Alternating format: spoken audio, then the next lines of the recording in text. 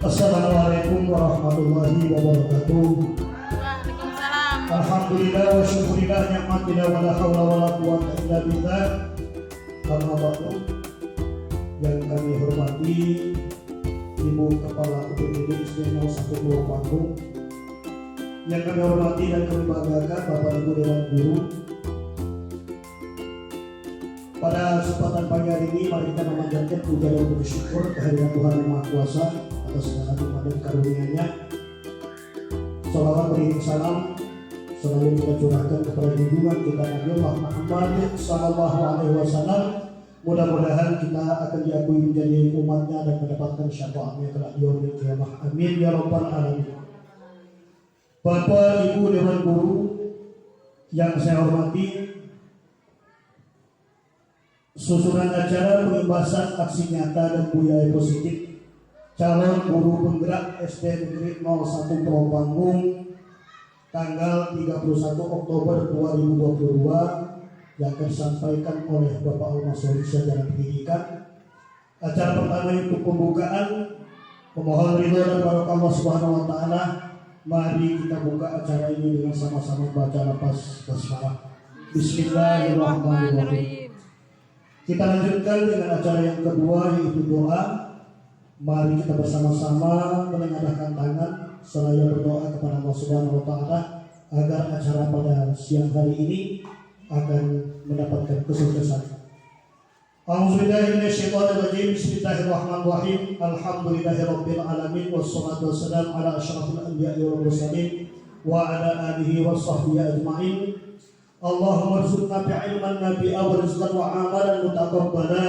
Rabbana atina fid dunya hasanah wa fil akhirati hasanah wa qina adzabannar.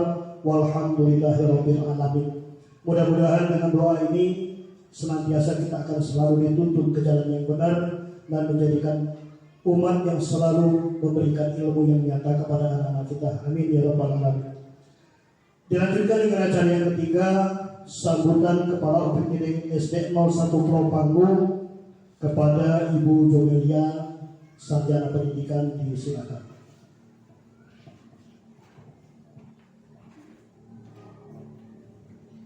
Bismillahirrahmanirrahim. Assalamualaikum warahmatullahi wabarakatuh. Baiklah, untuk menyingkat waktu, di sini saya selaku KUPTD SD 01 Pulau Panggung mengucapkan terima kasih yang sebesar-besarnya kepada Bapak Ibu Guru SD 1 Pulau Panggung, terutama Bapak Ibu calon guru penggerak yang insya Allah akan membawa perubahan yang lebih baik bagi SD 1 Pulau Panggung. Saya sangat menyambut baik pengimbasan dan aksi nyata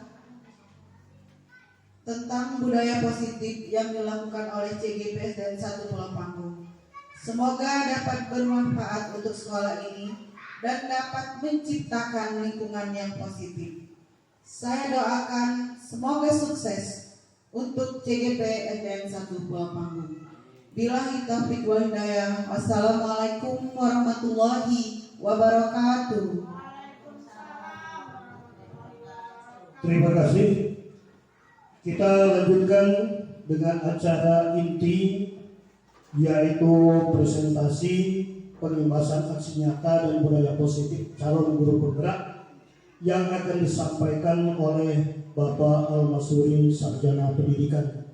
Kepadanya disilakan.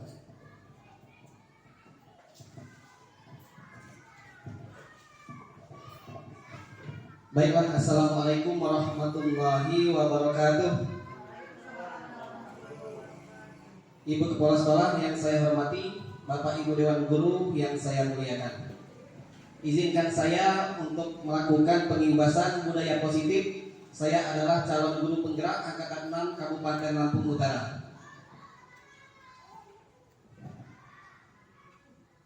Selanjutnya dalam presentasi ini saya akan memaparkan tentang budaya positif, di mana sebagai pengantar budaya positif adalah perwujudan dari nilai-nilai atau keyakinan universal yang diterapkan di sekolah.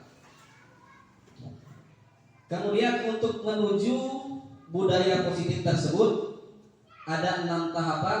Yang pertama adalah disiplin positif dan nilai-nilai kebajikan universal. Yang kedua adalah teori motivasi, hukuman dan nilai-nilai restitusi. Yang ketiga keyakinan kelas. Yang keempat kebutuhan dasar manusia dan dunia berkualitas. Yang kelima restitusi dan 5 posisi kontrol. Dan yang terakhir adalah restitusi segitiga restitusi. Kemudian kita bahas yang pertama, perubahan paradigma teori kontrol atau teori pilihan ilusi kontrol. Ilusi itu adalah hayalan. Bagaimana hayalan kita mengontrol murid-murid kita. Dalam ilusi kontrol ada 4 macam. Yang pertama adalah ilusi kontrol dalam guru ini mengontrol murid-murid kita di sekolah. Jadi kita berhayal bagaimana kita bisa mengontrol murid ini semaunya kita. Jadi kita yang mengontrol mereka. Yang kedua adalah ilusi bahwa kritik dan membuat orang merasa bersalah dapat menguatkan karakter. Kemudian yang ketiga, ilusi bahwa semua penguatan positif efektif dan bermanfaat. Kemudian yang terakhir adalah kita berhayal bahwa orang dewasa memiliki hak untuk memaksa. Nah, ini sangat negatif, Bapak Ibu. Jadi kita berhayal bahwasanya kita ini sebagai orang dewasa dan murid kita ini sebagai anak-anak, kita berhak memaksa mereka. Jangan sampai kita lakukan. Ini hanya khayalan. Kemudian yang selanjutnya, perubahan paradigma stimulus respon, teori kontrol atau teori pilihan, di mana siapa sesungguhnya yang memiliki kontrol tersebut. Jadi Bapak Ibu, marilah kita sejenak anggaplah di tangan kita ini ada sesuatu yang sangat berharga. Genggamlah kuat-kuat menggunakan tangan kita yang sebelah kanan. Tiba-tiba ada orang di samping kita dengan segala pucuk rayunya, memohon, merayu agar tangan tersebut dapat kita buka sehingga dia tahu apa yang menjadi rahasia kita. Jadi jawaban kita yang saya ajukan kepada ibu-ibu sekalian beserta bapak-bapak guru, apakah bapak ibu guru akan membuka atau tetap menutup tangan bapak ibu sekalian? Karena hal ini sangat berharga.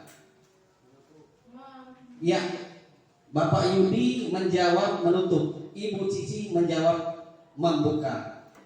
Dalam teori kontrol, yang pertama adalah stimulus respon, itu nanti akan dijawab teori kontrol atau teori pilihan. Kita mencoba mengubah orang agar berpandangan sama dengan kita. Jawaban dari teori kontrol, kita berusaha memahami pandangan orang lain tentang dunia. Kemudian perilaku buruk dilihat sebagai suatu kesalahan. Berdasarkan teori kontrol, berbanding terbalik, semua perilaku memiliki tujuan. Kemudian yang ketiga adalah orang lain bisa mengontrol saya. Kemudian jawaban dari teori kontrol, hanya Anda yang bisa mengontrol diri Anda. Itu poinnya Bapak Ibu. Jadi jawaban Bapak Yudi dengan Ibu Cici benar semua. Tinggal tergantung bagaimana kita menyikapinya. Kita mau membuka tangan boleh, karena itu adalah hak prerogatif Bapak Yudi. Ibu Cici mau membuka tangan boleh juga. Jawabannya, siapa sih yang bisa mengontrol diri saya? Apakah saya sendiri? Apa orang lain bisa mengontrol saya? Itu bisa kita selesaikan jika kita memahami stimulus respon dan teori kontrol. Baiklah, kita lanjutkan Bapak Ibu. Di sini disiplin positif, teori kontrol berdasarkan pendapat dari Dr. William Glasser yang nanti akan kita jelaskan pada poin selanjutnya. Disiplin positif apakah makna disiplin? Disiplin itu berasal dari bahasa Latin yang berarti belajar. Banyak kita memanfaatkan kata disiplin ini memaksa. Kalau kalimat yang disampaikan di sini adalah belajar, artinya kita mencapai kata disiplin itu tidak seperti membalikkan telapak tangan, ada prosesnya. Bagaimana prosesnya akan kita paparkan lagi pada slide-slide selanjutnya setelah ini. Makna asal dari kata ini berkonotasi dengan disiplin dari murid Socrates dan Plato. Disiplin ini membuat orang menggali potensinya menuju sebuah tujuan apa yang dia hargai. Jadi sekali lagi, kalau maknanya adalah belajar, sekali lagi maka proses adalah yang utama. Baiklah, untuk selanjutnya nilai-nilai kebajikan universal. Yang pertama adalah dalam rangka untuk mewujudkan disiplin positif ini, yang pertama nilai kebajikannya adalah beriman, bertakwa kepada Tuhan yang Maha Esa dan berakhlak mulia. Yang kedua mandiri, yang ketiga bernalar kritis, yang keempat berkebinekaan global, yang kelima adalah bergotong royong, dan yang keenam adalah kreatif. Teori motivasi perilaku manusia. Jadi dalam perilaku manusia itu ada motivasi. Apa sih yang mendorong manusia atau murid-murid kita melakukan hal tersebut? Motivasi itu dapat dari luar atau dapat dari dalam. Motivasi yang bersifat eksternal dan motivasi yang bersifat internal. Untuk menghindari ketidaknyamanan atau hukuman, apa yang akan terjadi apabila saya tidak melakukannya? Jadi ketakutan inilah, takut dihukum. Itulah yang dinamakan motivasi eksternal. Kemudian untuk mendapatkan imbalan dari orang lain. Jadi pengen dapat hadiah atau pujian, itu pun kurang baik karena motivasinya adalah dari luar atau eksternal. Yang paling bagus adalah motivasi yang datangnya internal atau dari dalam, untuk menghargai diri sendiri. Inilah jawaban yang kita inginkan. Kalau sudah tertanam jiwa bahwa apa yang saya lakukan adalah untuk menghargai diri saya sendiri, maka anak murid kita atau kita secara pribadi dalam bekerja, artinya sudah tertanam jiwa motivasi internal atau dari dalam. Perbedaan hukuman dan konsekuensi. Jadi apa sih hukuman itu? Hukuman itu sifatnya sesuatu yang menyakitkan dan harus terjadi. Jadi sakitnya itu lama. Sakitnya itu di sini. Ya, kalau konsekuensi sesuatu harus terjadi, tetapi sakitnya itu tidak lama. Kemudian membuat anak sakit fisik maupun hati untuk jangka waktu yang lama. Kemudian kalau konsekuensi itu membuat anak merasa tidak nyaman dalam jangka waktu yang pendek. Jadi Bapak saya terangkan di sini contohnya. Ada anak terlambat datang ke sekolah, maka sebagai guru anak tersebut disuruh berdiri depan kelas, angkat satu kaki selama jam pelajaran dengan memegang telinga. Itu hukuman atau konsekuensi? Hukuman, menyakitkan. Kemudian anak tidak sengaja menumpahkan air tempat cuci tangan yang berada di pojok ruangan. Jadi guru menyuruh anak tersebut untuk mengelap air yang ada di lantai karena dia sudah berhasil telah melakukan menumpahkan air tersebut. Itu konsekuensi atau hukuman? Konsekuensi. Dengan contoh tersebut terjawab, saya yakin Bapak Ibu sekalian sudah paham apakah perbedaan hukuman dan konsekuensi. Kemudian untuk mewujudkan suatu budaya positif, kita tidak lupa juga lingkungan positif, keyakinan kelas, dan peraturan kelas. Kenapa mesti di sini ada istilah keyakinan kelas? tidak peraturan kelas. Menurut Gosen, suatu keyakinan akan lebih memotivasi seseorang dari dalam atau memotivasi secara intrinsik seseorang akan lebih tergerak dan bersemangat untuk menjalankan keyakinannya daripada hanya sekedar mengikuti serangkaian peraturan. Jadi ada perbedaan antara keyakinan kelas dan peraturan kelas. Nah, berikut ini kita lanjut akan bahas tentang peraturan kelas dan keyakinan kelas. Peraturan kelas itu adalah serangkaian peraturan. Sedangkan keyakinan kelas adalah nilai-nilai yang ada dalam peraturan kelas tersebut. Ada satu kunci dalam keyakinan kelas, tidak boleh membuatnya banyak-banyak. Minimal 3, maksimal 3, tetapi kalimatnya dibuat dalam bentuk kalimat positif. Dilarang mengganggu orang lain. Keyakinan kelasnya apa, Bapak Ibu sekalian? Saling menghormati. Yang kedua, hadir di sekolah 15 menit sebelum pembelajaran dimulai. Keyakinan kelasnya adalah berkomitmen. Jadi dengan contoh tersebut, mudah-mudahan Bapak Ibu sekalian dapat mengerti perbedaan peraturan kelas dan keyakinan kelas. Yang keempat, kebutuhan dasar manusia. Ini masih sama dalam menciptakan disiplin positif. Yang pertama adalah bertahan hidup, artinya ini berkaitan dengan fisiologis. Yang kedua, kasih sayang dan rasa diterima. Yang ketiga, kesenangan. Yang keempat, penguasaan. Yang kelima, kebebasan. Kebebasan seperti apa? Kebebasan kalau murid-murid kita ini dia pengen bebas bermain. Sebagai guru, apa yang kita lakukan dengan menghadapi kebebasan tersebut? Mengarahkan anak murid kita bermain sambil belajar, bermain yang terkontrol. Ada satu kunci dari kebutuhan dasar manusia ini. Karena ini dasar dari kebutuhan manusia, apabila tidak terpenuhi maka ada yang akan terjadi.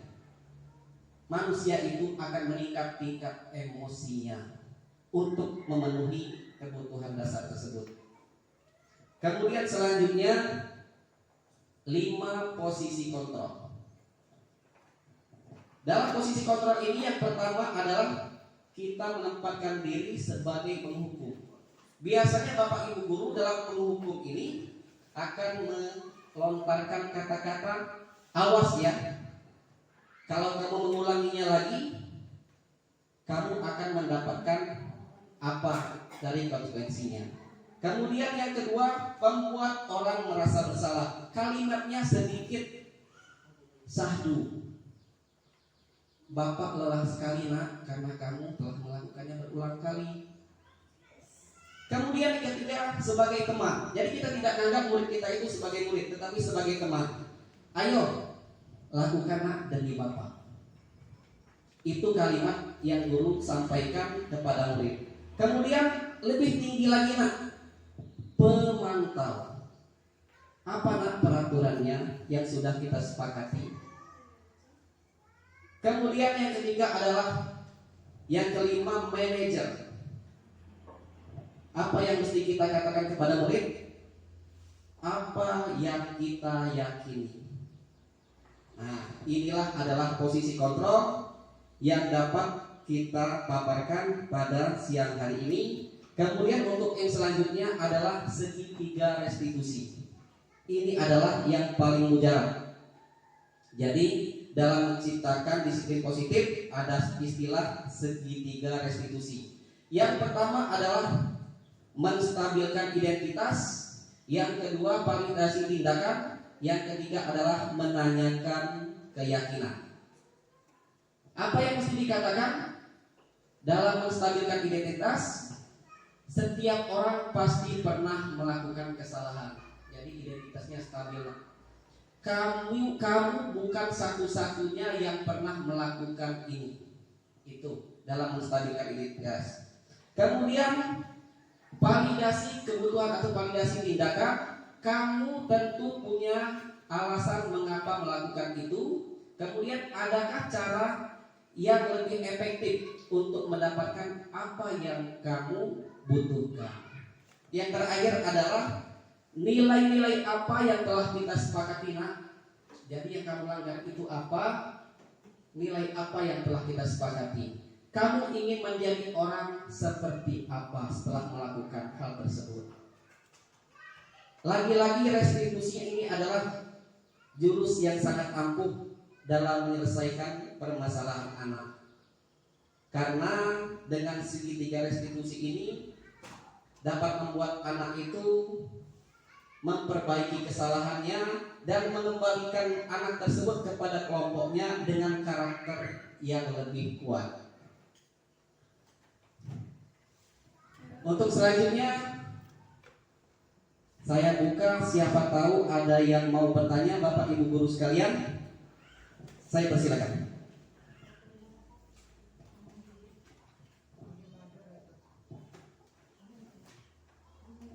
Ada yang tanya? Oh, Ibu Cici ya.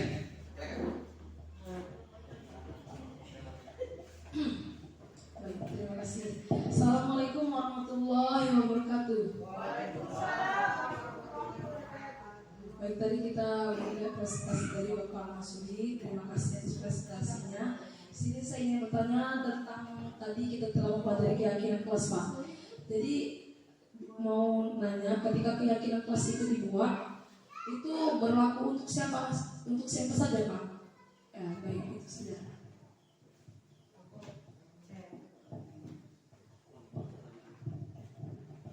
Baiklah, masih ada pertanyaan yang lain atau cukup? Cukup. Jadi mau langsung saya jawab bahwasannya kalau keyakinan itu di kelas, keyakinan kelas itu dibuat berdasarkan hasil kolaborasi. Kolaborasi antara guru dan murid. Guru itu digugu dan ditiru, harus menjadi contoh bagi murid-muridnya. Jadi keyakinan kelas yang dibuat itu harus dipatuhi oleh semua siswa dan guru. Jadi berlaku untuk kita semua, karena ini adalah hasil kolaborasi. Apabila guru tidak mau dicontoh oleh murid-muridnya, jangan jadi guru. Memang PR kita sebagai guru itu dicontoh sebagai pendidik untuk memperbaiki akhlak anak murid-murid kita. Demikian yang bisa saya jelaskan. Untuk selanjutnya tadi sudah saya paparkan dari awal sampai akhir. Saya mohon kiranya salah satu dari guru sekalian untuk melakukan refleksi dari hasil presentasi yang saya sampaikan. Oh, dengan sangat hormat Ibu Kepala Sekolah, luar biasa untuk kepala sekolah kita. Assalamualaikum warahmatullahi wabarakatuh. Saya sangat bersyukur dengan adanya program CGP ini ya, terutama yang pada saat hari ini kita laksanakan atau aksi nyata, yaitu pengibasan yang alhamdulillah sudah dilaksanakan oleh 3 CGP kita. Dan saat ini saya akan merefleksi pengibasan yang dilakukan oleh Bapak Masudi. Terus terang di sini saya sangat senang sekali karena begitu banyaknya informasi yang didapatkan yang selama ini sudah saya merefleksi diri saya dulu banyak melakukan kesalahan, dan alhamdulillah terjadi pembaharuan, terjadi inovasi yang terbaru lagi, terutama dalam program guru penggerak ini. Jadi saya senang sekali karena saya sudah mengerti bagaimana menciptakan budaya positif di sekolah, di antaranya segitiga restitusi ini. Demikian, terima kasih. Assalamualaikum warahmatullahi wabarakatuh. Waalaikumsalam warahmatullahi wabarakatuh. Terima kasih kepada Ibu Kepala Sekolah yang telah sudi menyampaikan refleksi pada pemaparan saya dari awal sampai akhir tadi. Bapak Ibu sekalian, kita berdoa bersama-sama semoga disiplin positif, budaya positif, lingkungan positif di sekolah kita ini dapat tercapai dengan baik. Sampai di sini saja presentasi saya pada siang hari ini. Wabillahi taufiq wal hidayah. Wassalamualaikum warahmatullahi wabarakatuh.